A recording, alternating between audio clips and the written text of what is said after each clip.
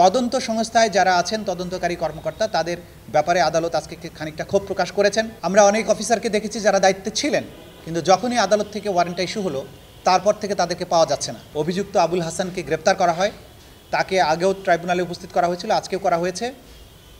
আমরা তাকে জিজ্ঞাসাবাদ করে তথ্য উদ্ঘাটন করতে চাই যে নির্মম হত্যাকাণ্ড বাংলাদেশে তারা ঘটিয়েছেন তার সবচাইতে বড় পার্টটা ছিল যাত্রাবাড়িতে, এবং সেখানে সে ওসির দায়িত্বে নিয়োজিত ছিল।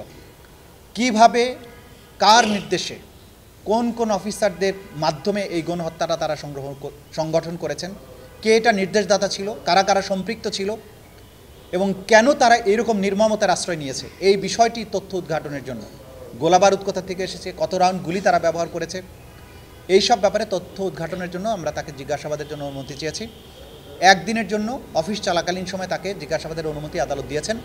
আগামী 15ই ডিসেম্বর তাকে জিজ্ঞাসাবাদের জন্য আমাদের তদন্ত সংস্থার কাছে নিয়ে যাওয়া হবে। এর বাইরে আবুল হাসানের এই মামলাতে আমরা সময় চেয়েছি যে তদন্ত প্রোগ্রেস আদালতের কাছে জানানোর জন্য।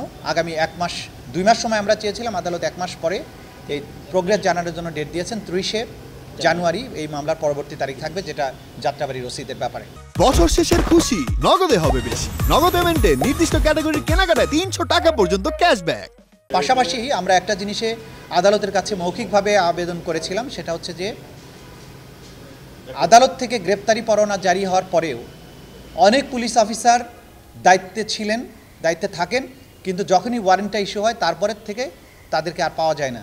সুতরাং এই যে পুলিশের যাদের এই ওয়ারেন্ট কার্যকর করার দায়িত্বে আছেন, তারা আদালতের আদেশ পাওয়ার পরে তাদেরকে পালিয়ে যাওয়ার সুযোগ দিচ্ছেন কিনা, এই ব্যাপারে ওয়ারেন্টগুলোকে কার্যকর করার ব্যাপারে তারা কী ধরনের পদক্ষেপ নিয়েছেন এইটা জানানোর জন্য আমরা প্রেয়ার করেছি।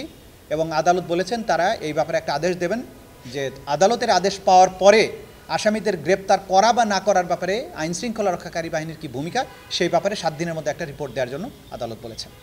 প্রথমত আমরা যেটা বলবো যে পালিয়ে যাবার ব্যাপারে আমরা অনেক অফিসারকে দেখেছি যারা দায়িত্বে ছিলেন, কিন্তু যখনই আদালত থেকে ওয়ারেন্টটা ইস্যু হলো তারপর থেকে তাদেরকে পাওয়া যাচ্ছে না।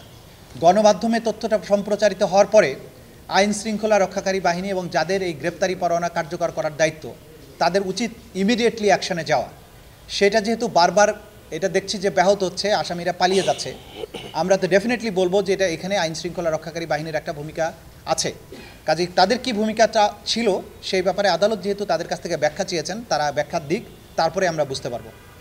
তদন্ত সংস্থায় যারা আছেন তদন্তকারী কর্মকর্তা তাদের ব্যাপারে আদালত আজকে খানিকটা ক্ষোভ প্রকাশ করেছেন। তাদের তদন্ত কার্যে যেভাবে তদন্তটা আগানো প্রয়োজন, যে কোনো অনভিজ্ঞতার কারণে হোক বা যাদের অযোগ্যতার কারণে হোক, সেই ব্যাপারে খানিকটা সমস্যা দেখা দিচ্ছে বলে এখন পর্যন্ত আমরা বুঝতে পারছি।